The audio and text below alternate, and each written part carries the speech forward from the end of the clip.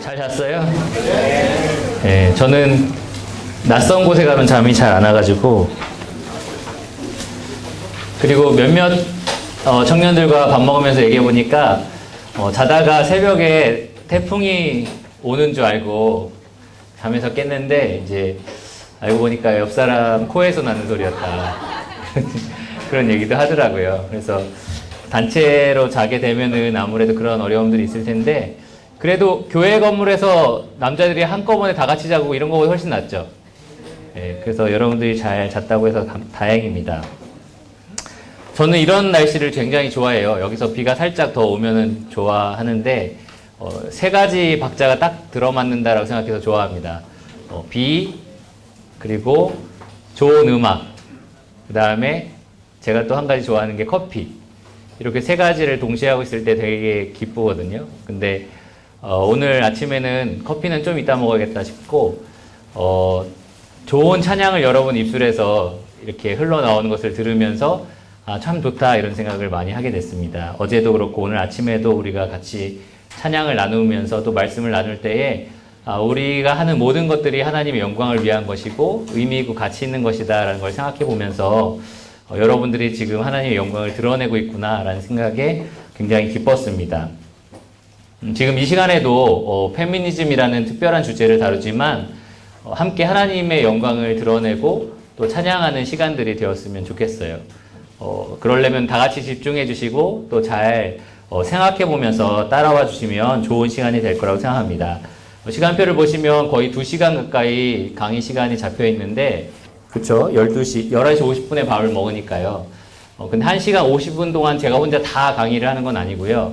아마 길면 1시간 정도 제가 하게 될 것 같고, 나머지 50분에는 여러분들이 지금 조별로 앉으셨죠?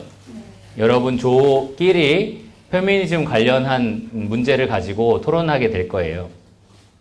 여기 책에도 나와 있지만, 남자, 여자 따로 할 일이 있는 것이 아니라 더 집안일이 맞는 사람이 하는 게 맞지 않느냐? 이런 질문도 있고요. 제가 어제 밤에 한 5개 정도를 더 만들어 봤어요. 그래서 흥미로운 것도 많이 있습니다.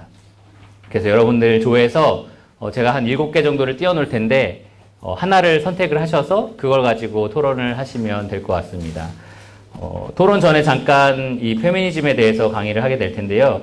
사실은 어제 광고를 들은 것처럼 한 20명 정도를 방에 데려다 놓고 서로 교제를 나누면서 이거를 하겠다라고 생각을 했었는데, 이렇게 많은 사람을 앞에 두고 할 거라고는 생각을 못 했어요. 그래서 조금 더 서로 교제하는 방식으로 이렇게 이야기 나누면 좋겠다라고 생각하면서 준비했기 때문에 이렇게 계속 듣기만 하면 힘드실 것 같아요. 그래서 제가 일부러 무선 마이크를 달라고 그랬고, 조금 이렇게 움직일 수도 있어요. 근데 뒤에서 카메라로 찍고 있는데 저를 따라다니면서 찍을 거거든요. 그래서 여러분 가까이 가서 질문도 하고 싶고 막 그런데 그러면 저를 못 잡을까봐 좀 어려움도 있을 것 같습니다.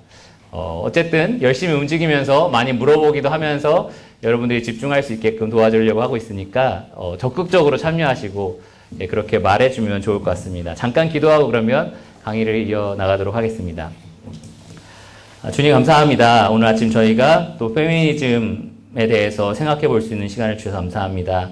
대한민국이 지금 페미니즘 때문에 많은 어려움을 겪고 있고 또 사람들의 말이 많이 오가는 이 시대에 저희가 어떻게 하면 그리스도인으로서 이 사태를 또 바르게 바라보고 또 좋은 생각들을 가질 수 있을지 이 시간 저희가 지혜를 얻을 수 있도록 주님께서 도와주시기를 원합니다. 모든 것을 예수 그리스도의 이름으로 감사하며 기도드렸습니다. 아멘. 네, 여러분의 캠프북에 보면 기본적인 강의안이 다 나와 있습니다. 강의 앞서서 찬양을 오래 불렀더니 목이 좀 마른데요. 자매님들 중에 자매님 중에서 혹시 물 한 잔만 저를 갖다 주실 수 있으면 좋겠습니다. 네, 감사합니다. 여러분, 이건 여성 차별일까요? 제가 자매님 중에라고 말을 했잖아요. 왜 형제한테 갖다 달라고도 할 수 있는데 자매님 중에라는 말을 붙여서 갖다 달라고 했을까요? 어떻게 생각하세요? 여성 차별이라고 생각하십니까? 적극적으로 임하기로 했잖아요, 우리. 제가 만약에 이렇게 말했다고 생각해 보세요. 자매님 중에 물 한 잔 갖다 주실 분 있으신가요? 이런 일은 자매가 해야 되는 거니까요. 야, 잠깐만. 예시야, 예시입니다, 여러분. 야유가 막 들려. 야유가 막, 뒤에서 야유가 막 들리는데, 예. 어떻게 생각하세요? 왜 이거는 기분 나쁘세요? 제 의도가 느껴져서 그렇죠. 이런 거는 자매들만 하는 일이다라는 제 의도가 느껴져서 그럴 거예요. 아마, 주방에 어디에 물이 있고, 특별히 이제 강사용 뭐 컵이 따로 있고 막 그렇잖아요. 그냥 쇠잔에 갖다 주고 그러지 않잖아요, 교회 보면.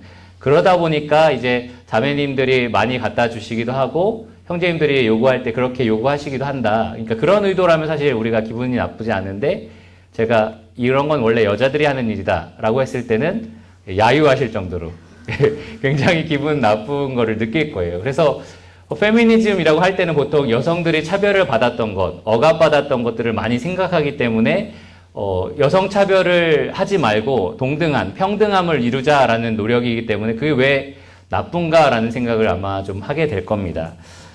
실제로 그러면 우리가 차별을 받고 있는지 한번 생각을 해봤으면 좋겠는데요. 여성 과연 차별을 받고 있느냐?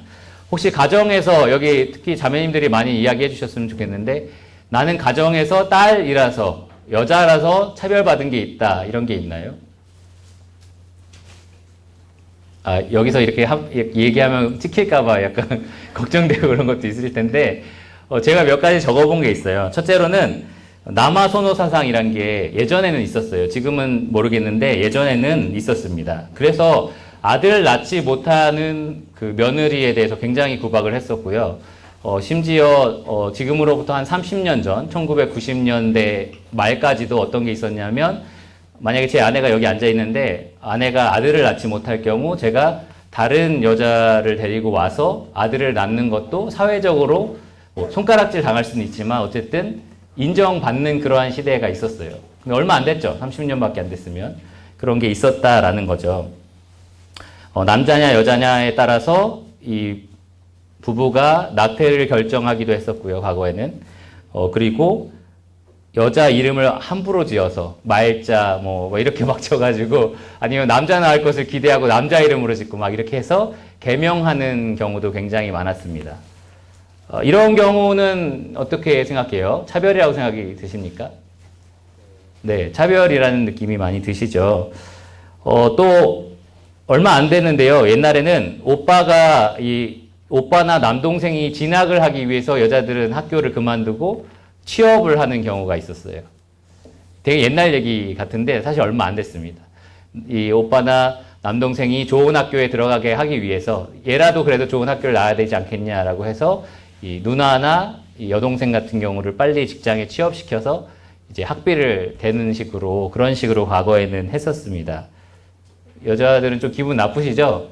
지금은 그런 시대에 안 살고 있죠. 혹시 나도 지금 그러고 있습니다 라는 사람은 손들기가 좀 그러겠죠. 그 집안에서도 남자일 따로 여자일 따로 설거지는 딸이 해야 되고 바깥에서 하는 일은 아들이 해야 되고 이렇게 하는 경우도 많이 있었고요. 남자는 태권도, 여자는 피아노. 혹시 그러지 않았어요? 피아노 배우신 남자분. 많이 계시네.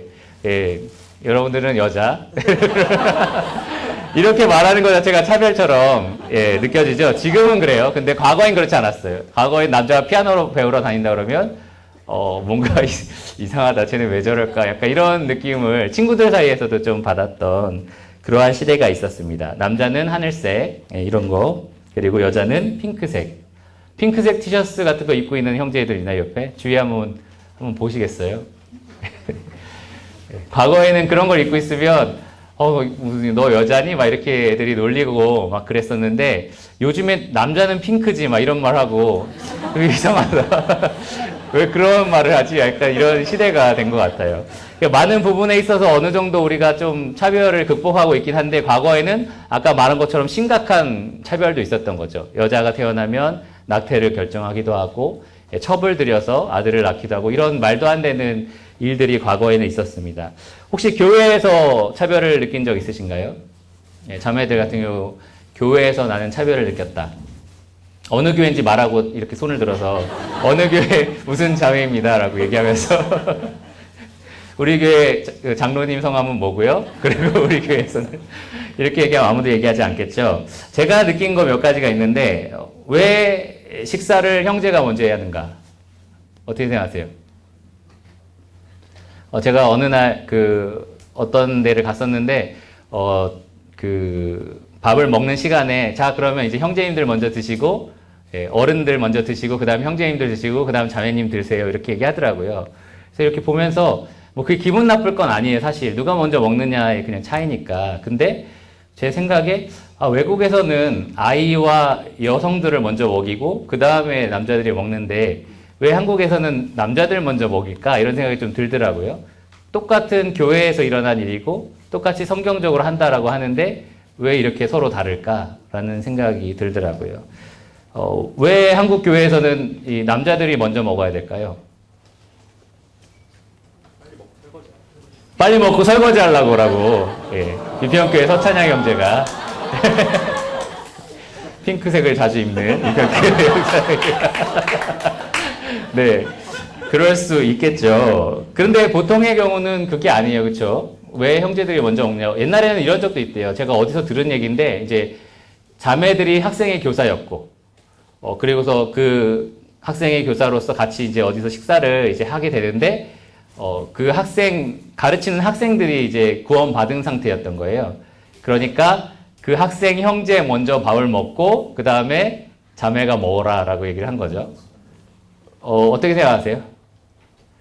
자매들은 다 이렇게 얘기하고 형제들은 별로 생각 없이 이렇게. 네. 아닌 것 같죠? 왜 그러면 한국 사회에서 그런 것들이 생겼을까? 우리가 이게 뭔가 성경에서 나오는 어떤 원리가 아니라 어떻게 보면 기존의 한국 사회에서 가지고 있던 원리가 그대로 교회에 적용되고 있다라는 생각을 하게 됩니다. 예를 들어서 교회에서도 공공장소에서 자매가 말하는 거에 대해서 조금 금지하는 것도 있죠. 뭐 앞에서 가르치는 것은 성경에서 말하고 있지만 전체적으로 회의할 때 어떤 의견을 지금 저도 이렇게 여러분들의 의견을 묻고 있는데 자매가 만약에 의견을 계속 얘기한다. 그러면 끝나고 나서 어떤 형제가 저 자매가 좀 말이 많은 것 같아. 이렇게 하는 분위기가 교회에 있을 수 있다라는 거죠. 지금 같은 세션은 좀 덜한데 교회 전체가 모인 자리에서는 좀 그러기가 쉽습니다. 그래서 그런 것도 참 어렵죠. 아까 말한 것처럼 학생의 여교사에게 너희들 학생이라고 해서 무시하지 마라. 얘네들도 구원 받았으니까 형제로서 존중하는 모습을 보여야 된다. 이런 말도 많이 하게 되고요. 물론 서로 존중해야 되지만 특별히 그런 느낌이 있다는 거죠. 형제니까 더 자매들은 존중해야 된다라는 식으로 이야기를 합니다. 그러면 성경에서 말하는 이 교회 안에 두신 남성의 질서가 자매라면 모든 교회 안에 있는 남성에게 다 순종해야 된다라는 것을 가르치느냐? 어떻게 생각하세요? 성경에서 자매는 교회에서 잠잠하고 교회에 있는 모든 형제에게 순종해야 된다. 이렇게 가르치고 있나요? 근데 우리는 약간 그런 가르침을 배운 것 같지 않으세요? 네, 자매라면 당연히 형제에게 순종해야지. 라는 가르침을 많이 배운 것 같습니다. 이따가 우리가 토론 문제 중에 하나가 있는데 만약에 여러분 자매들이 아름답게 옷을 입고 교회에 나오고 있는데 교회 인도자들이 볼 때는 문제가 없는데 어떤 한 형제님이 와서 자매 그렇게 입는 거 아닌 것 같아. 요즘에 그런 사람이 있을지 모르겠는데 어쨌든 여러분을 찾아와서 그렇게 말고 단정하게 입고 다녔으면 좋겠어. 이렇게 얘기했을 때 내가 순종해야 하느냐? 어떻게 생각하세요? 네, 별로 생각이 안 없으신 것 같은데, 네. 그럴 때 어떻게 하느냐에 대해서 우리가 좀 이제 고민을 해봐야 될 것 같습니다. 교회에서 하여튼 그런 여러 가지, 차별이 있을 수 있다라는 거죠. 국가에서는 어떤가요? 우리가 사회에서는 어떠한 차별을 받고 있을까요? 여성들이 받고 있는 차별이 뭐가 있을까요? 제가 인터넷을 뒤져보니까 이런 게 있대요. 학교에서 왜 남자 번호가 출석부에 먼저 시작되느냐? 네. 어때요? 자매들 붕괴하나요? 우리는 왜 뒤에서부터 시작해? 약간 이런 붕괴가 있나요? 제가 읽고 있는 어떤 요거 공부 때문에 페미니즘 책을 하나 읽었는데 여성이 쓴 책이에요. 근데 그 책에는, 계속해서 어떤 구절이 있냐면, 안녕하세요. 자매 형제 여러분. 자매 형제 여러분, 우리는 이렇게 해야 됩니다. 왜 이렇게 계속 쓰고 있지? 라고 생각했는데, 형제 자매라고 말하고 있는 그 부분이 걸린 거예요. 왜 형제가 먼저 나오느냐? 자매 형제라고 하면 왜 안 되느냐라는 생각이 있었던 거죠. 그러면 형제 자매라고 말하는 거는 그 성차별이냐? 어떻게 생각하세요? 자매님들. 여기 앞에 있는 유평교회 고유미 자매가 고개를 끄덕끄덕 하는데, 네. 그렇게 느낄 수도 있겠죠. 그래서 그러한 차별들이 있을 수 있다라는 겁니다. 또 학교에서, 사회에서, 특별히 학교에서 겪고 있는 차별이 있다면 여자들은 무조건 치마를 입어야 된다. 교복 치마를 입어야 된다라는 게 있겠죠. 저는 고등학교 때 보면서 저 여학생들은 다 치마를 입고 싶은가 보다. 저는 그런 생각을 했었어요. 여자들은 당연히 치마를 입으면 예쁘다고 생각해서 다 치마를 입고 싶은가 보다. 이런 생각을 했어요. 나 같으면 불편해서 그냥 바지 입고 싶을 때도 있을 텐데 라고 했는데 한 고3쯤 되니까 다 체육복 바지를 입고 다니더라고요. 그래서 그건 아니구나 라는 생각을 하게 됐어요. 근데 그런 선택의 자유가 없다라는 거. 물론 남자들도 꼭 한 가지 종류의 교복을 입어야 되잖아요. 여러분이 서울에 있는 고등학교를 다니는데 수원에 있는 고등학교 옷이 멋있다고 그걸 입고 다닐 수는 없잖아요. 그렇죠? 그러니까 남자도 선택의 자유는 없는데 여자들은 더 치마와 바지 이런 것들의 선택의 자유도 없었다라는 거. 그게 이 인터넷에 보니까 차별이 아니냐라고 되어 있더라고요. 학교 말고 사회에서 또 직장에서 어떤 게 있을까? 한 100년 전만 해도 여성에게는 투표권이 없었어요. 차별 같으세요? 네, 차별이라고 우리가 볼 수 있습니다. 성경에서도 여자들은 숫자로 아예 세지도 않았죠. 차별 같죠? 그 당시 사회가 그랬다는 거예요. 실제로 유대인들 중에는 어떤 기도문이 있었냐면 아침에 일어나서 유대인 남자들이 하는 기도 중에 하나가 주님 제가 여자로 태어나지 않으면 감사합니다. 그러니까 주님은 아니겠지. 하나님이라고 하겠는데 어쨌든 그러한 기도가 있었다는 거죠. 그 당시에도 굉장히 차별이 심했다라는 겁니다. 제가 느끼는 건데 사회에서 어떤 불륜이나 성적인 범죄가 일어났을 때 남자들에 대해서는 과거에 남자가 그럴 수도 있지. 멋있다. 뭐 이런 얘기까지 하는 사람이 있고 여자들에 대해서는 정말 잘못했다. 문제가 있다. 이렇게 얘기하는 경우도 굉장히 많았던 것 같아요. 혹시 그런 거 느껴본 사람? 오늘 아무도 적극적으로 참여해달라고 했는데 아무도 참여하지 않고 있어요. 네, 감사합니다. 담배 피는 여성의 경우 어떤가요? 요즘에 담배 피는 여성 굉장히 많이 보게 되거든요. 뭐 골목이나 이런 데서 많이 피게 되는데 저도 여자가 어떻게 저렇게 그냥 뻔뻔하게 길에서 이렇게 담배를 필 수 있어 이런 생각을 쉽게 하게 되다가도 남자는 그럼 펴도 되나? 이런 생각이 들면서 이게 차별적인 생각이구나 라는 생각을 하게 됐어요. 김 여사는 어떻게 생각하십니까? 운전하는 김 여사. 예. 제 아내한테 김 여사 얘기하니까 내가 김 여사 아니에요? 이거 김 씨거든요. 그래서 내가 김 여사 아니에요? 그래서 어떤 의미에서는 김 여사지 내가 이렇게 얘기를 했는데 여자가 집에서 살림이나 하지 왜 나와서 운전을 이렇게 못하면서 왜 나와서 운전하고 그래? 라는 얘기를 많이 하잖아요. 예. 왜 그럴까요? 왜 여자에 대해서 그렇게 생각을 할까요? 그것도 분명히 차별적인 발언일 거예요. 요즘에는 또 구직이나 승진, 또 연봉의 차별에 대해서 남녀 차별이 심하다라는 얘기들이 참 많이 있고요. 또 임신을 할 경우에는 회사에서 강제로 퇴사시키는 경우도 있고, 또 회사에 이제 들어갔을 때 여성에게 제일 먼저 시키는 일이 요즘엔 안 그럴지 몰라요. 나 때만 해도 커피 심부름, 뭐 점심 식사 주문 이런 것들을 많이 시켰었습니다. 뭐 인쇄하는 거, 복사하는 거. 그런데 꼭 여자만의 문제는 아닌 것 같아요. 왜냐하면 저도 처음에 입사했을 때 커피 심부름을 시켰거든요. 그래서 남자만 있는 사무실이었는데 제일 막내로 들어가니까 이 소장님이 커피를 시키더라고요. 그래서 이게 여자들이 이런 기분이구나라는 생각을 가지면서 제가 일을 열심히 했던 것 같아요. 또 성차별적인 발언들이 있습니다. 어떤 발언이냐면 남자는 우는 거 아니야. 어때요? 울고 있는데 몇 명 남자가 울고 있는 것 같은데. 예. 이것도 성차별이라고 인터넷에 써 있더라고요. 남자는 우는 거 아니야. 또 남자니까 여자아이가 들고 있는 무거운 거 들어줘야지. 남자니까 보호해줘야지. 이 남자이기 때문에 이렇게 당연히 해야 된다라는 게 성적 차별의 발언이다라고 얘기를 하더라고요. 어떻게 생각하세요? 여자들이 볼 때도 이건 차별적인 발언 같으세요? 나는 아닌데. 나는 나중에 얘기하겠지만 이것도 차별이라고 봐야 되는가? 라는 생각은 좀 들었어요. 여자니까 단정해야지. 여자는 애교가 있어야지. 여자가 고분고분해야지. 남자가 매너가 있어야지. 남자가 겁이 많아가지고. 어떻게 생각하세요? 에? 이런 표현 많이 쓰시나 보다. 서로서로 막 웃는 거 보니까. 우리가 어떤 다른 성별에 대해서 기대하는 것들이 있다라는 거죠.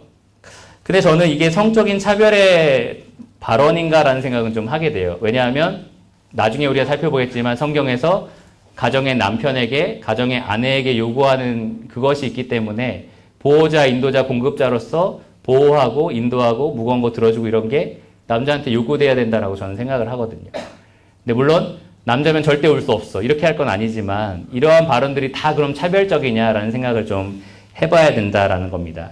그래서 결국은 우리 사회에 제가 쭉 이렇게 같이 나눠봤지만 차별이다. 이건 진짜 차별이다라는 게 분명히 있어요.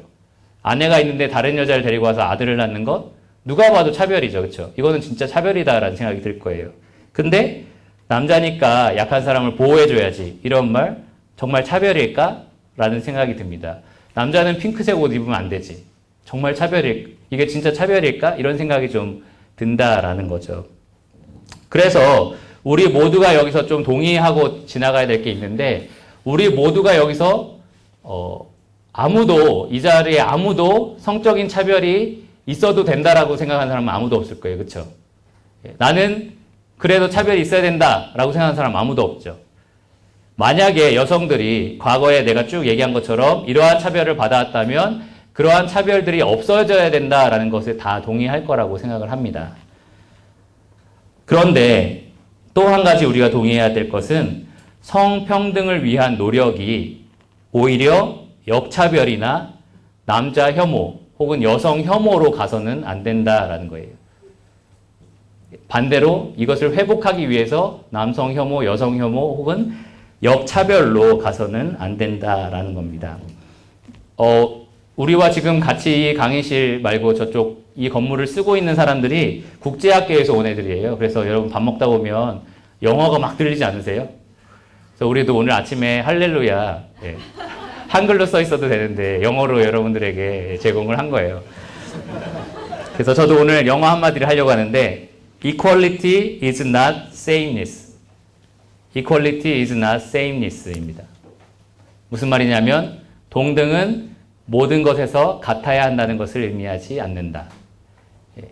동등은 혹은 평등은 모든 것이 같아야 한다는 말이 아니다. 모든 것이 같아야 한다는 것이 아니다라고 했을 때 그럼 그거 차별 아니냐? 서로 다르다라는 거, 서로 차이가 있다라는 말이 차별이 아니냐라고 생각할 수 있지만 그 기준점을 어디에 잡아야 하냐면 성경이 다르다고 말하는 것, 성경이 우리 역할이 다를 수 있다라고 말하는 것, 그 부분에 있어서는 우리가 차이를 인정해야 한다라는 겁니다. 그것이 오늘 우리가 쭉 이야기 나누고 싶어하는 내용입니다. 사실 페미니즘이 굉장히 어려웠던 것이 준비하면서 너무나 다양해요. 아까 말한 것처럼 자매 형제라고 불러야 된다라는 것도 페미니즘이고 정말 별거 아닌 것도 다 페미니즘이더라고요. 그래서 이 모든 것들을 다 이 자리에서 다 나눌 수는 없는데 오늘 이 시간에 저희가 적어도 이 그리스도인으로서 페미니즘을 바라보는 관점 자체는 가지고 가자라는 생각을 가지고 있습니다. 그래서 여러분 책에 보면 표가 하나 나와요. 성 정체성을 규정하는 4가지 복음주의 관점이 있습니다. 복음주의라고 하면 하나님, 구원, 성경, 성령, 또 종말론 이런 것들을 성경적으로 분석하고 있는 성경적인 교리를 가지고 있는 크리스찬 그룹을 말해요. 여러 가지 그룹들이 있을 텐데 그러한 크리스찬 그룹 안에서 성 정체성을 4가지로 규정을 하고 있는데 첫 번째로는 페미니즘, 두 번째로는 평등론, 세 번째로는 상보론, 네 번째로는 가부장제입니다.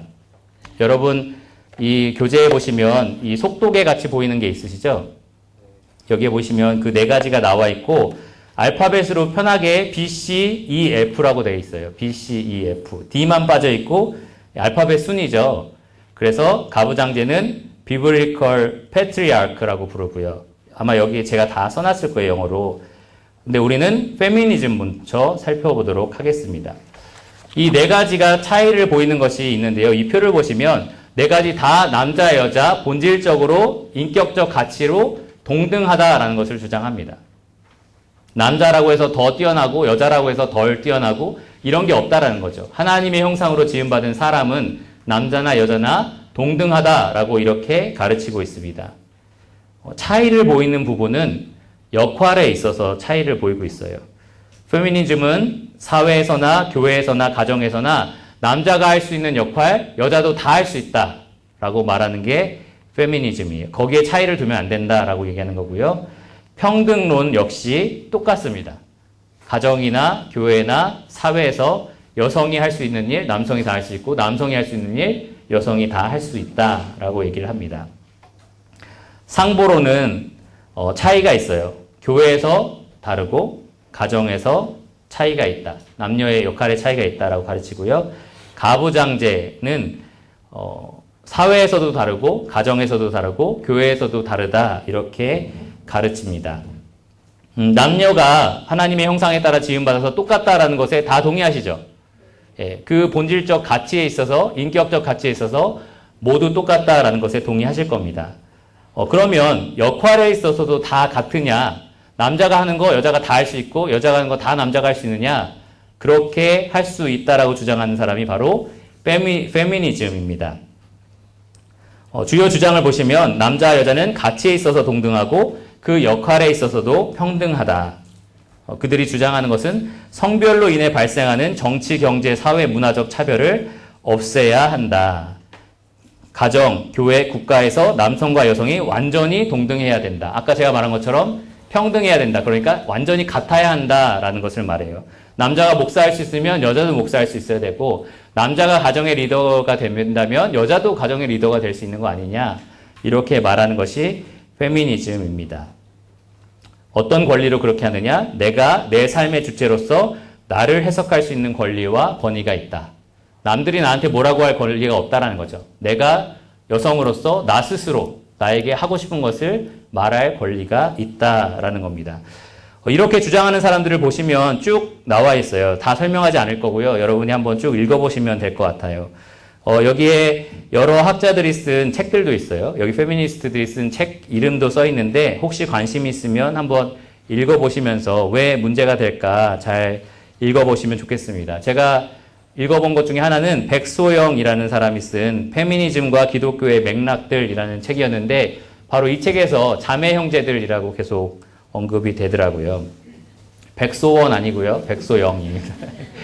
우리 교회에 백소영 자매가 있어서 백소영이 아니라 백소원 자매가 있어서 네, 읽을 때마다 약간 소원 자매인가? 약간 이런 생각도 했었는데 네, 전혀 생각하는 건 달라요. 그렇죠? 생각하는 거 다르시죠? 네, 그렇습니다. 네, 페미니즘은 그래서 남자가 할 수 있는 거 여자도 할 수 있다. 정치, 경제, 사회, 문화에서 모든 남성, 여성의 차이를 없애야 된다라고 말을 해요. 그들의 대표적인 주장 중에 하나는 남녀 임금의 차이가 있으니 없애야 된다라고 많이 주장을 하는데 페미니즘의 주장을 우리가 생각해 볼 때 한 가지 고민해야 될 부분은 과연 그것이 진짜 성별에 의한 차이이냐 성별에 의한 차별이냐라는 건 좀 생각해 봐야 돼요. 예를 들어서 임금의 차이다라고 했을 때 여기서 똑같이 제가 1시간을 강연하고 만약에 10만 원을 받는다. 그런데 여성이 와서 강연했을 때는 8만 원을 받는다. 그러면 차별이겠죠. 그런데 제가 여기 와서 1시간 동안 막 무거운 짐을 나르고 막 냉장고에서 일을 하고 부엌에서 일을 하고 어떤 사람이 여기 와서 1시간을 가르친다. 여자는. 그랬을 때 받는 것이 서로 다르다라고 했을 때 그것이 임금의 차이라고 우리가 말할 수 있냐는 거죠. 그렇진 않죠. 하는 일이 다르니까. 노동하는 강도가 다르고. 그러니까 그런 여러 가지 요소들로 비교를 해야 되는데 여기 페미니즘이 주장하는 것들을 가만히 살펴보면 그런 주장들을 잘 하지 않아요. 그냥 모든 것들을 남녀의 차이로 이렇게 차별한다라는 생각들이 많이 강합니다. 사실 평등론도 역할에 있어서 동등하다라고 가르치고 있는데 페미니즘이 좀 더 억세요. 왜 억세냐면 이 사람들은 여성 해방 운동을 하고 있는 사람들이기 때문에 그동안 받았던 억압에 대해서 이 보상하고 싶은 심리가 굉장히 큽니다. 그래서 평등론과 가르치는 내용은 비슷한데 페미니즘은 조금 더 강한 성격을 가지고 있어요. 그러니까 여성이 차별받던 거 지금 되갚아야 된다, 보상해야 된다라는 생각이 굉장히 강한 그룹입니다. 교회에서 왜 남성만 가르쳐야 되느냐? 여성은 피해본 거 아니냐? 그러니까 여자도 가르쳐야 된다. 약간 이런 식으로 많이 하는 편이에요. 평등론은 동일하지만 조금 더 다른 마음을 가지고 있습니다. 모든 것에 차별을 두지 말아야 된다. 꼭 남자, 여자 이런 성별 차이가 아니라 성별, 인종, 사회, 문화, 경제 그 어떤 것으로도 우리는 서로 차별해서는 안 된다. 그러한 사상을 가지고 있어요. 주요 주장을 보시면 남자와 여자는 가치에 있어 동등하고 그 역할에 있어서도 동등하다. 그들이 뭐라고 말하냐면 가정에서 남성과 여성은 상호 복종과 책임의 관계이다. 남편의 머리됨은 희생적 사랑과 섬김을 강조하고 어머니, 아버지 모두 자녀를 양육하고 가르치는 리더다. 남자가 여자의 리더가 아니라 남자, 여자 동등하고 이 부모가 자녀들에게 있어서 둘 다 동시에 리더가 된다라고 가르치는 겁니다. 교회에서도 남녀의 성별이 사역이나 직분상의 차이를 정당화할 수 없다. 그리스도 안에서 남녀의 권위의 차이가 없어졌기 때문에 여성도 얼마든지 리더십의 위치에서 다스리고 가르칠 수 있다. 이것이 평등론의 입장이에요. 국가에서도 마찬가지로 여성이 대통령 할 수 있고 여성이 장관 할 수 있고 여성이 남성이 하는 것 다 할 수 있다라고 이야기를 합니다. 이렇게 주장하는 평등론자, 영어로는 이겔리테리언이라고 우리가 부르는데요. 이 사람들 잘 보시면 여기 윌로우 크릭 교회 빌 하이벨스 목사라는 사람이 있어요. 들어본 사람? 너무 바빠서 기도합니다. 예, 빌 하이벨스 목사. 그 다음에 포스퀘어 가스펠 교회, 포스퀘어 가스펠 교회가 있고 빈야드 교회 연합체, 그 다음 웨슬리안 교회, 나사렛 교회 이렇게 있습니다. 학교에는 퓰러 신학교가 있고 리전트 칼리지라는 데가 있어요. 단체로는 기독 학생회, 여러분 대학에서 혹시 만났을 수도 있는데 기독 학생회가 있고요. 또 이렇게 주장하는 인물에 여러분이 좀 잘 알만한 사람이 있습니다. 처음에 나오는 인물 FF 브루스가 있죠.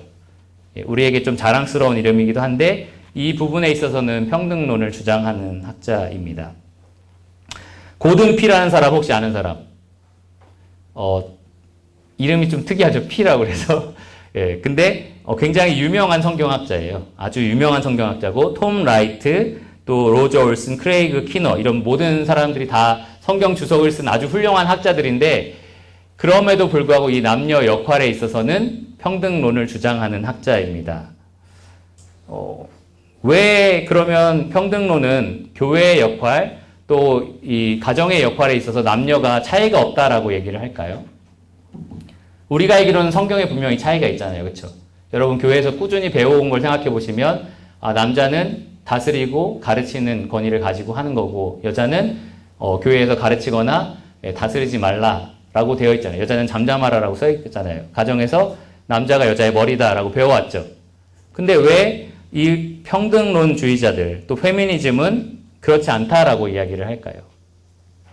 그들이 그렇지 않다라고 말할 때 두 가지를 무시합니다. 첫째로 성경의 권위를 무시하고 둘째로 올바른 성경 해석을 무시합니다. 예를 들어서 설명해 줄게요. 먼저 성경의 권위를 무시하는데 이렇게 이야기를 합니다.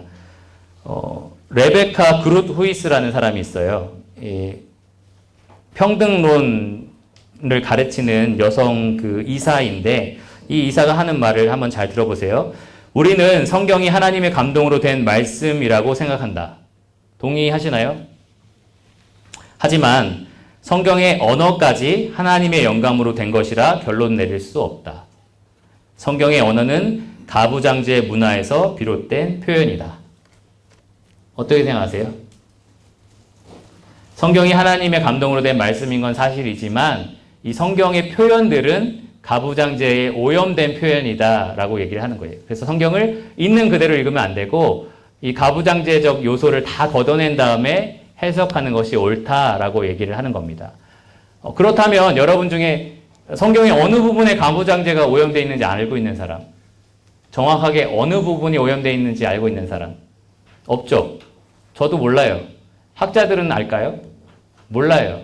그러니까 자기가 원하는 대로 이건 오염된 거야 라고 얼마든지 걷어낼 수 있는 이 성경의 권위에 대해서 얼마든지 무시할 수 있는 그러한 생각으로 흘러나가게 되어 있습니다. 예를 들어서 창세기 2장 18절에 남자가 먼저 창조되고 여자를 돕는 배필로 창조하는 그 성경 구절에 대해서 윌리엄 웹이라는 학자가 이렇게 이야기를 합니다. 나는 창세기 기록의 역사성을 부인하지 않는다. 좋은 말이죠. 다만 저자가 창세기를 기록하면서 역사적인 정확성을 의도하지 않았다고 말할 뿐이다. 뭐라고 하는지 알겠어요? 나는 이게 역사적이지 않다라고 말하는 건 아닌데 저자가 이거를 기록할 때 역사적으로 확실한 걸 기록해야지라고 생각하진 않았을 거다라는 거죠. 굉장히 어렵죠? 학자들이 하는 말들이 굉장히 어렵습니다. 쉽게 말하면 그래서 결론적으로는 역사적이지 않다라고 말하는 거랑 똑같은 말이에요. 성경이 역사적으로 사실이 아니다라는 말을 하는 거죠. 그래서 여러분 주석을 읽어보면 도대체 무슨 말이야 하지만 굉장히 교묘하게 표현되어 있는 것들이 굉장히 많습니다. 고린도전서 11장 3절 말씀이 있습니다. 남자와 여자에 대한 말씀인데 여자들은 잠잠하라라는 내용이 있어요. 거기에 대해서 백소영이라는 사람이 페미니즘 시대의 그리스도인이라는 책에서 한 말입니다. 그러나 이와는 별도로 바울이 교회를 향해 쓴 편지의 모든 내용이 다 하나님의 계시라고 볼 수는 없지 않은가. 이렇게 말을 했습니다. 어떻게 생각하시나요? 아닌 것 같죠?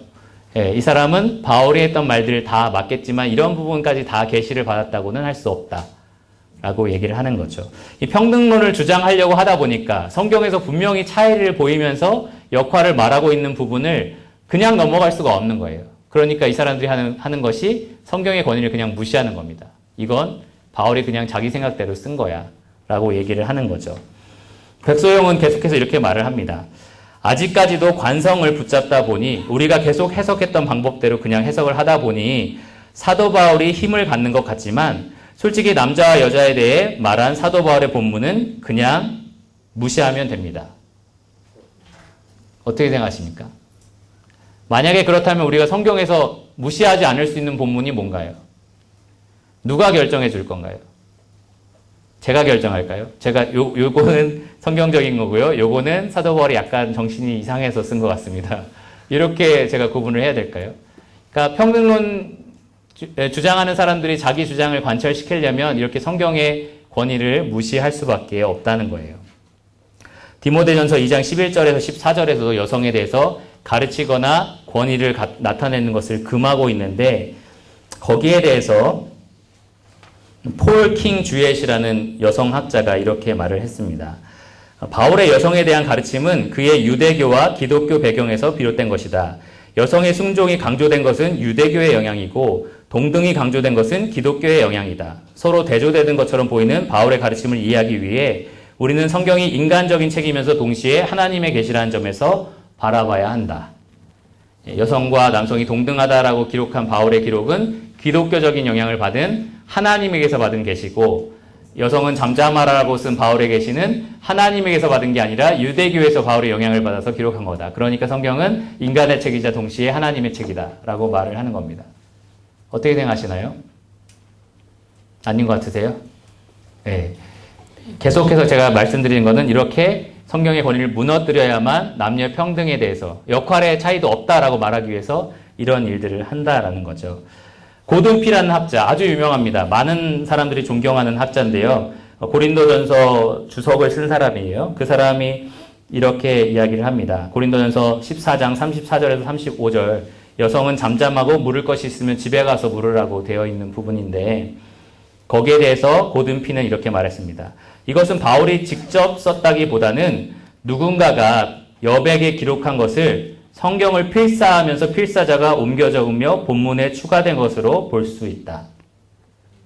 어떻게 생각하시나요? 여러분 성경에 이렇게 노트 필기 하시잖아요. 가끔 옆에 생각도 적고. 근데 옛날에는 성경이 이렇게 프린트돼서 나오지 않았기 때문에 필사를 했단 말이에요. 계속 성경을 베껴서 썼는데 베끼는 사람이 이 사람이 쓴 메모인지를 모르고 본문에 그거를 적어 넣었다라는 거죠. 바울이 쓴 게 원래 아니라는 얘기입니다.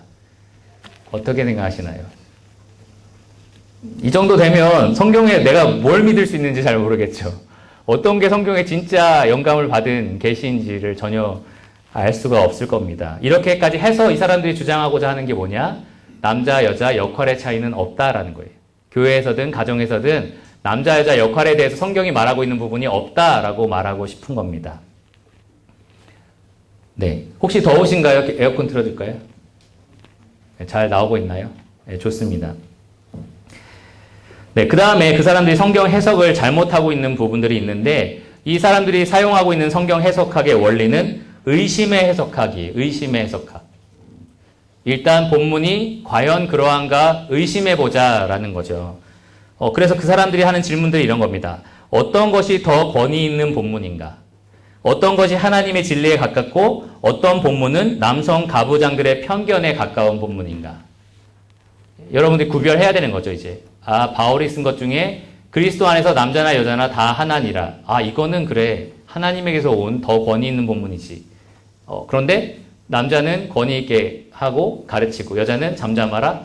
이거는 하나님에게서 온 거기보다는 뭔가 가부장제 문화에 물든 바울이 쓴 걸 거야. 라는 해석을 하라는 거죠. 이러한 의심의 해석학을 하라고 합니다. 이런 질문들을 던지라고 해요. 무엇이 숨겨졌을까? 무엇이 가려졌을까? 그 의도는 무엇일까? 남자들이 의도적으로 가리거나 삭제한 여성의 역사가 방대하다는 것을 기억하라. 성경의 기록에 보면 거의 남성들 얘기들이 많이 있잖아요. 그러니까 제자들도 거의 남자였고, 그러니 이 남자들이 그 당시 가부장적인 사고를 가지고 여성들의 기록들을 의도적으로 삭제했다라는 거죠. 제가 던질 수 있는 질문. 성경을 기록하신 하나님께서는 그걸 막을 수 있는 방법이 없었을까? 하나님께서 영감을 가지고 이 성경을 기록하는데 하셨을 텐데, 역사하셨을 텐데 남자들이 의도적으로 왜곡하고 감췄다면 하나님이 그것을 막을 방법이 없으셨냐라는 거죠. 근데 이 사람들은 그렇게 의심하라라는 이야기를 합니다. 그러면서 성경 해석을 이제 왜곡하면서 성경을 하게 됩니다. 되게 재밌는 것 몇 가지를 말씀드릴게요. 이 사람들이 성경 해석을 잘못해서 나오는 결과들인데, 첫째로는 하나님을 아버지라고 말해서는 안 된다. 왜냐하면 이건 가부장적인 문화에서 쓰인 표현이다. 하나님은 아버지도 될 수 있지만 어머니적인 성품도 있다. 우리를 품어주시고 돌봐주시고 양육하시는. 그렇기 때문에 하나님은 아버지일 뿐만 아니라 어머니도 된다라고 이야기를 합니다. 이따가 우리 토론 문제 중에 하나 있어요. 하나님을 엄마라고 부르면 안 되나요? 이런 게 있는데 원하시면 한번 토론해 보시기 바랍니다. 성부, 성자, 성령이라고 하면 안 된다.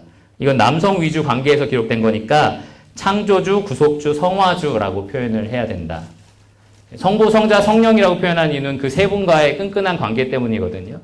우리가 혈연 관계를 묘사할 때 아버지, 할아버지, 아들 이렇게 얘기하잖아요. 마찬가지로 이 삼위일체 하나님의 그 친밀한 관계를 표현하는 건데 그거는 남성 위주 관계니까 그렇게 하면 안 된다라고 얘기를 합니다. 성령은 he라고 하면 안 되고 it이라고 해야 된다. he는 남성이잖아요. 그렇죠? 인정하시나요? 몇 명 고개 끄덕끄덕 하신 것 같은데 이 사람들이 생각할 때 이 페미니즘 관점으로 혹은 평등론적인 관점으로 성경을 볼 때 이 영웅이 달라져요. 사라는 아브라함을 주라고 불렀기 때문에 가부장제에 굴복한 여인이다. 이렇게 얘기를 합니다. 와스디 알아요? 네, 와스디 누군지 알아요 혹시? 네, 와스디가 누구냐 하면 에스더 알죠? 에스더가 여왕이 되기 전에 왕후였는데 왕이 이렇게 사람들을 모아놓고 연애를 벌이다가 여기 나와라 라고 했는데 그걸 거부했죠. 그래서 잘리고 대신 에스더가 왕비가 된 건데 이 사람들이 볼 때 와스디는 여성의 주체성을 인정하지 않는 가부장권에 대해 순종하기를 거부한 여인의 상징이다. 에스더는 가부장제 안에서 편입되어 목적을 이루려 했던 여인의 상징이다. 이렇게 이야기를 합니다. 어떻게 생각하시나요? 정말 그럴까요? 성경 해석을 그런 관점으로 계속 보려고 하니까 이러한 문제가 생깁니다. 이 사람들이 하는 말 중에 하나, 이세벨이 정말 그렇게 악한 여인이었을까? 혹시 여호와 신앙의 옹호자들이 바알, 아세라 신관과의 싸움에서 이긴 뒤 이세벨을 더욱 잔인하고 비인간적으로 묘사했을 가능성은 없을까? 의심의 해석학인 거죠. 이렇게 조작돼서 기록된 그러한 가능성은 없을까? 그래서 어떤 성경학자는 이 성경적 페미니스트들과 이 평등론자들의 성경 해석에 대해서 그들은 성경의 무호성이라는 전제에 있어서도 변경을 시도했고 그들은 마음에 들지 않는 구절들을 만날 때 그것이 참된 말씀이 아니라거나 정확하지 않다는 식의 꼬리표를 붙이곤 했다.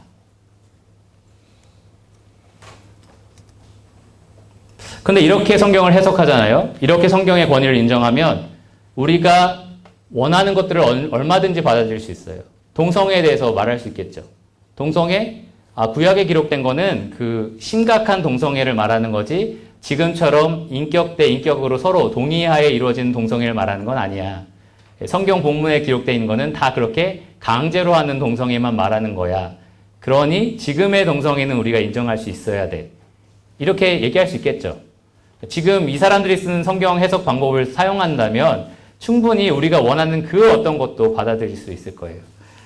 그래서 실질적으로 페미니스트들이 거리에 나갈 때 같이 주장하는 것 중에 하나가 차별금지법 찬성하자, 동성애 인정하자, 그거를 같이 주장하는 겁니다. 자기들이 가지고 있는 그 논리에 따르면 다른 것들을 수용하지 않을 이유가 전혀 없거든요.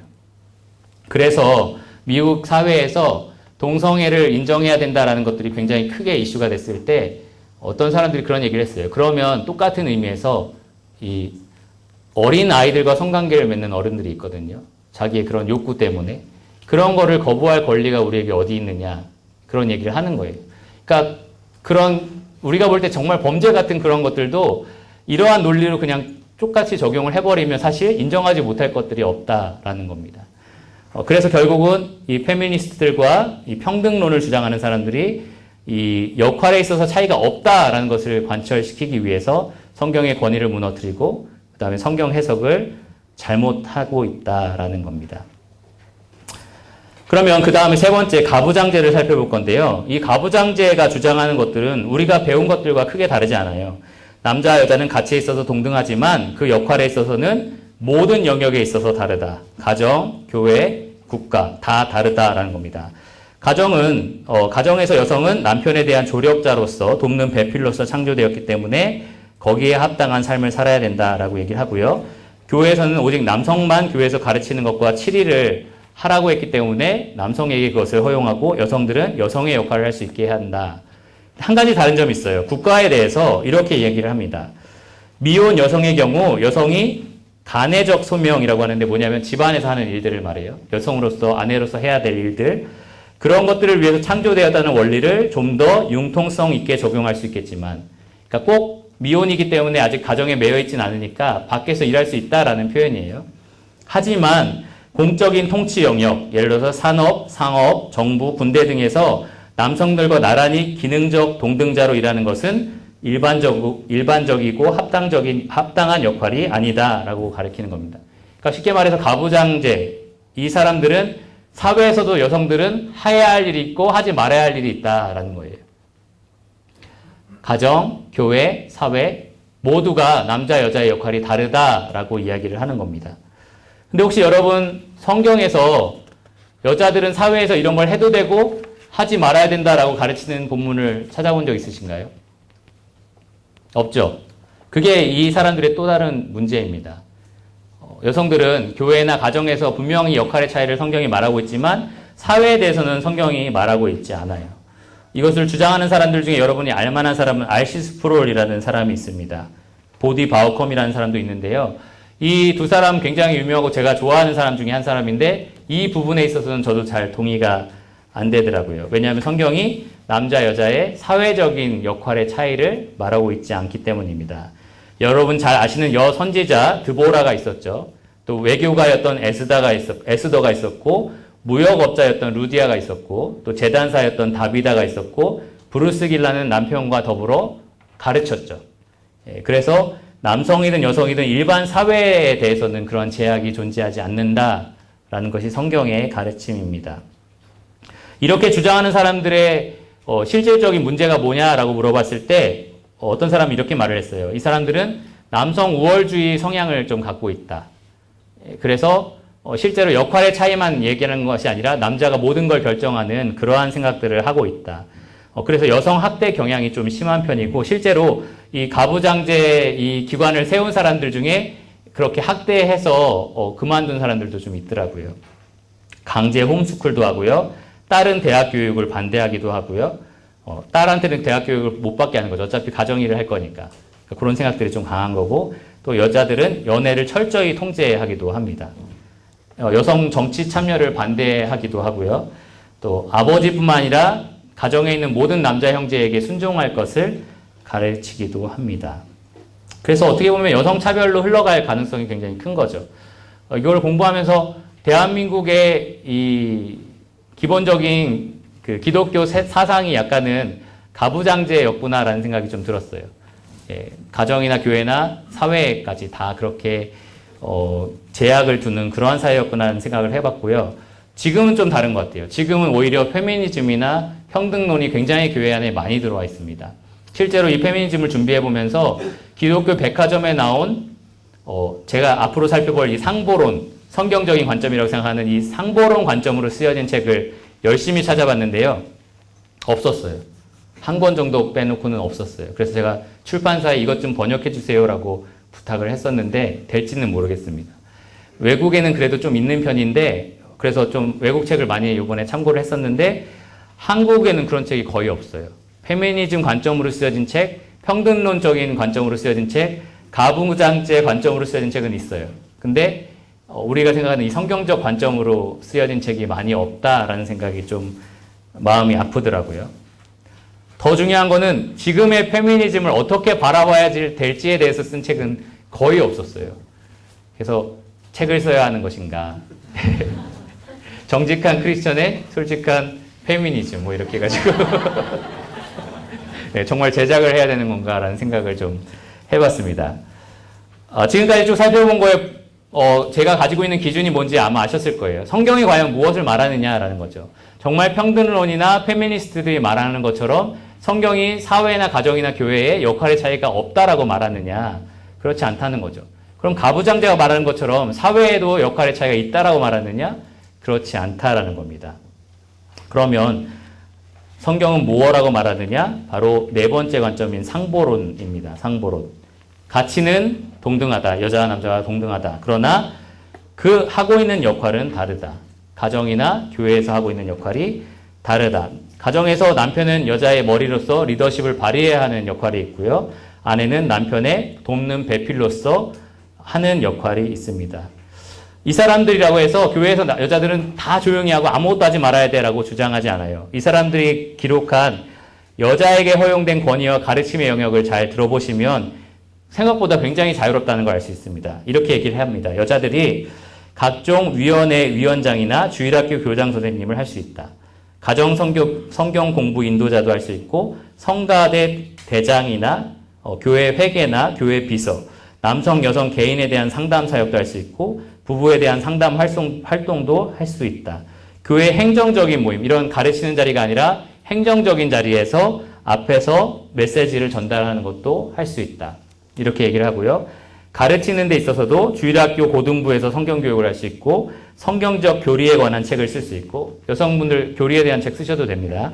그리고 성경의 어떤 책에 대한 주석을 쓰는 일도 할 수 있다.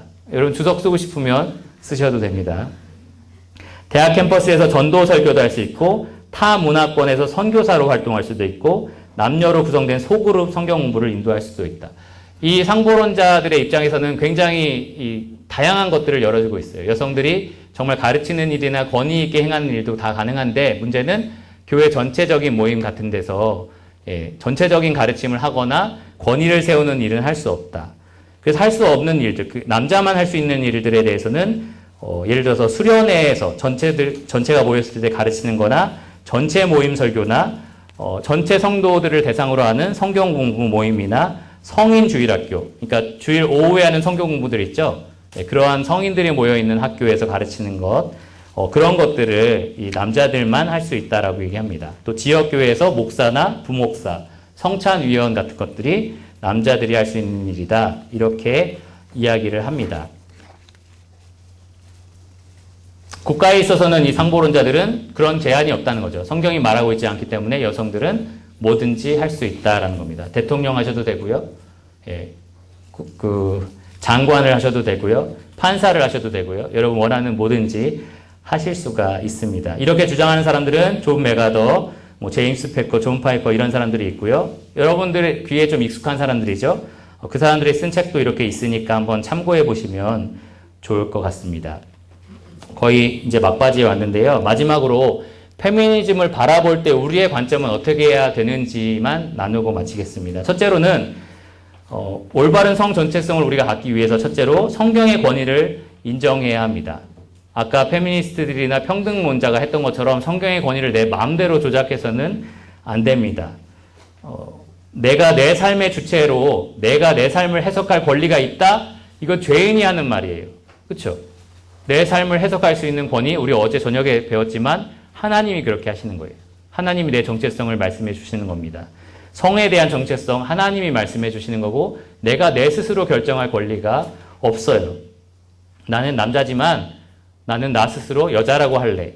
나는 여자지만 나는 나 스스로 남성처럼 살 거야. 이렇게 말할 권리가 우리에게 없다라는 겁니다. 하나님이 우리에게 우리의 정체성을 말해 주실 수 있습니다. 그것이 성경의 권위를 인정하는 데서 옵니다. 성경의 권위보다 내 권위를 절대로 높여서는 안 되고요. 그래서 이것이 차별인가라는 것을 생각해 볼 때는 과연 성경이 이것을 차별로 보느냐라는 것을 깊이 생각해 볼 필요가 있어요. 형제 자매라고 부르는 것, 그것이 차별이냐, 정말 성경적으로 볼 때 그것이 차별이냐라는 생각을 해볼 필요가 있다는 거죠. 아까 제가 처음에 얘기한 것처럼 남자는 어려운 거 도와줘야 돼, 남자는 무거운 거 들어줘야 돼. 하나님께서 남편에게 기대하시는 것이 가정의 인도자고 가정의 보호자고 가정의 공급자라면 남자들이 어렸을 때부터 아버지가 그런 것들을 교육하는 게 마땅하잖아요. 그렇죠? 그러니까 그런 것들이 차별이다라고 우리가 보기 힘들다라는 거죠.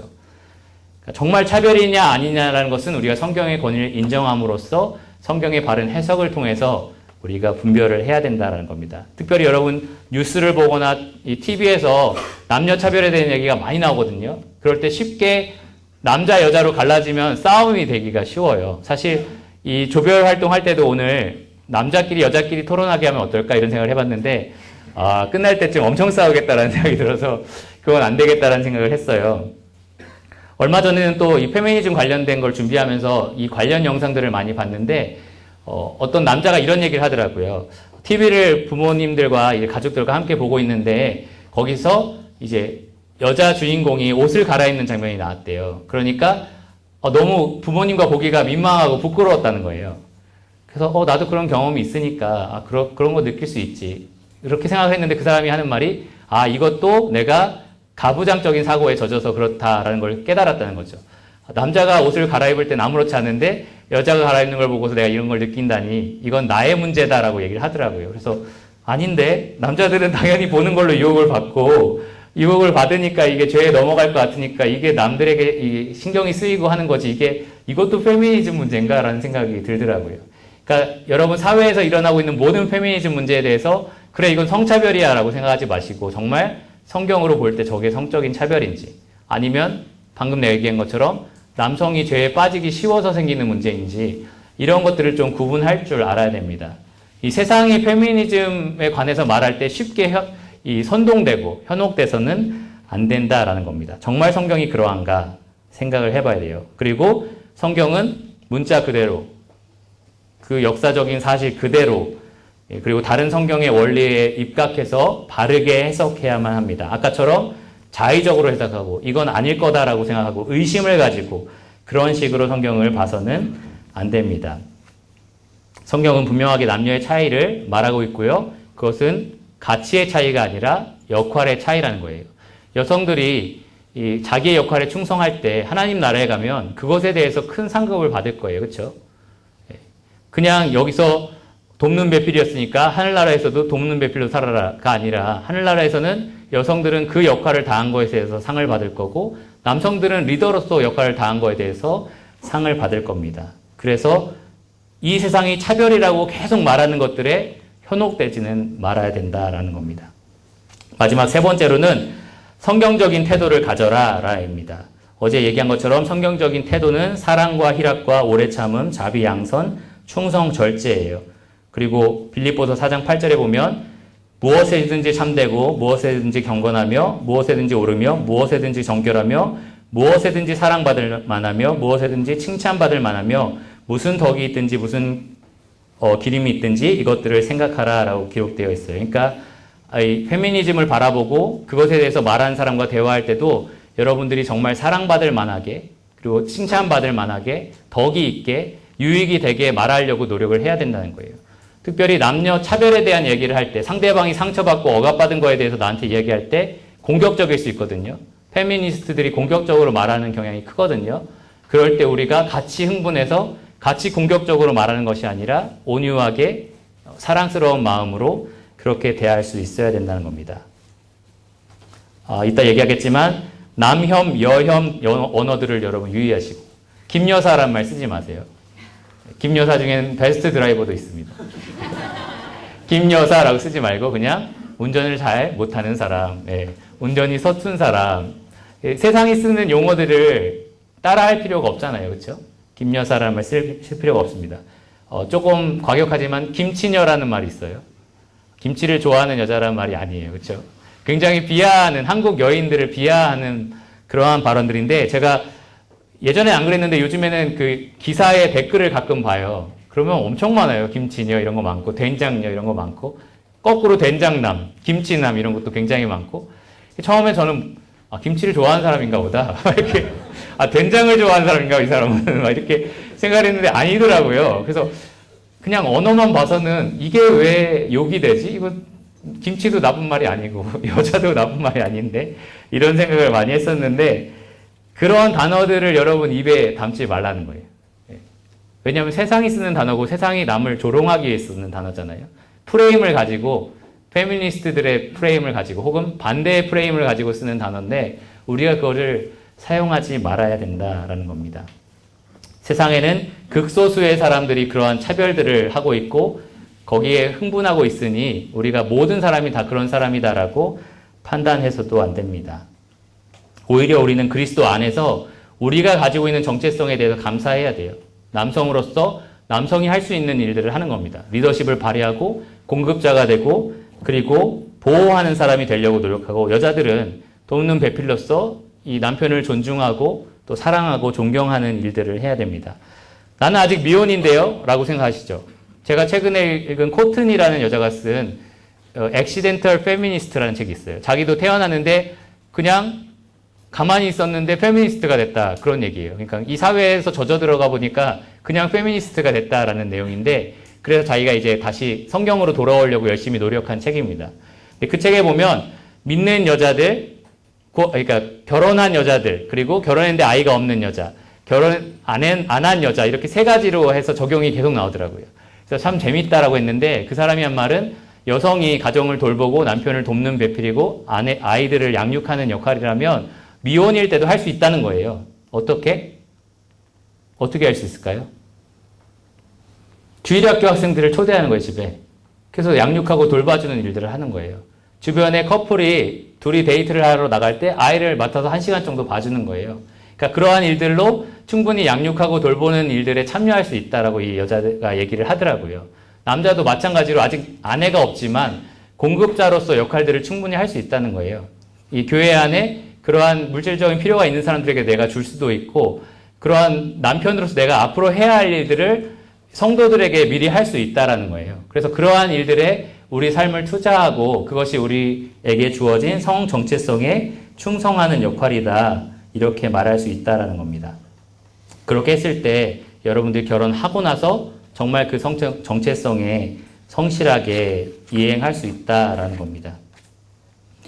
사실 그래요. 저도 결혼을 1년 정도 교제하고서 결혼을 했는데 결혼을 하면 그냥 남편이 되는 게 아니라 그런 얘기 많이 하시죠. 아이를 가지면 그냥 아빠 엄마가 되는 줄 알았더니 이 아이를 사랑하는 데 또 시간이 걸리더라. 뭐 이런 얘기 많이 하더라고요. 아이를 낳으면 내 애라서 그냥 사랑스러울 것 같은데 처음엔 너무 힘들고 지치고 근데 나중에 사랑하는 마음이 생기더라. 마찬가지로 남편과 아내가 될 여러분들 남편과 아내가 되면 갑자기 공급자가 되고 막 인도자가 될 것 같죠. 그렇지 않아요. 부딪히면서 그때 막 시작하는 거예요. 그러니까 지금 미혼일 때 여러분 그리스도 안에서 주어진 그 역할에 충성하려고 노력하라는 거죠. 남자는 남자로서 여자는 여자로서 여러분의 그 성 정체성에 충성스럽게 역할을 이행하다 보면 결혼했을 때 더 멋있는 남편 또 멋있는 아내로서 결혼 생활을 할 수 있다라는 겁니다. 지금부터 연습할 수 있겠죠. 형제들, 자매들에게 커피를 쏘시고 공급자로서 깜깜한 복도를 걸어갈 때 에스코트 해주시고, 무거운 거 있으면 자매들 거 들어주고. 요즘에 유평교회 학생회에서 학생회가 이제 찬양을 부를 때 무거운 시화차 및 이 찬송가들을 여자애들이 막 들고 올라가요. 막 키보드 이만한 건데 여자애들이 막 들고 올라가요. 그래서 야, 너네들은 형제가 없니? 내가 막 이렇게 물어봤는데 한참 이걸 준비할 때라서 제가 내가 지금 약간 그 페미니스트들의 발언을 내가 하고 있는 건가? 여자들도 할 수 있는 거 아닌가? 이런 생각을 하다가 아니다. 이거는 좀 얘기해야겠다라는 생각을 했어요. 그래서 형제들, 교회에서 자매들이 뭔가 무거운 거 들을 때 그래, 저 자매는 튼튼해. 할 수 있는 거야. 원래 할 수 있어. 사실 내가 더 연약하지. 이런 생각하지 마시고 여러분들이 그렇게 나서서 그렇게 리더로서 돕는 공급자로서 인도자로서 그렇게 해주라는 겁니다. 미혼일 때. 그렇게 하면 여러분 결혼도 빨리 할 수 있을 것 같아요. 그러면 잠깐 기도하고 토론 문제 앞에 띄울게요. 잠깐 기도하겠습니다. 주님 감사합니다. 오늘 저희가 이 페미니즘에 대해서 같이 나누게 되었는데 남자 여자에 대한 차별이 굉장히 심했던 시대가 있었고 지금도 여전히 그러한 차별이 존재합니다. 우리가 그리스도 안에서 그러한 차별을 없애는 그러한 사람들이 되게 하시고 남녀가 그리스도 안에 하나라는 사실을 드러내는 자들이 되게 하시기 원합니다. 하지만 이 세상이 말하는 평등은 하나님께서 구분한 역할까지도 무시하고 있습니다. 저희가 이 세상의 흐름에 휩쓸려서 그러한 것들을 말하고 따르지 않게 하여 주시고 성경이 말하고 있는 역할의 차이를 분명히 깨달아 그 역할에 충성함으로 세상이 오히려 우리를 볼 때 정말 저것이 참된 성평등이구나라는 것을 배울 수 있도록 도와주시기를 원합니다. 모든 것을 예수 그리스도의 이름으로 감사하며 기도드렸습니다. 아멘.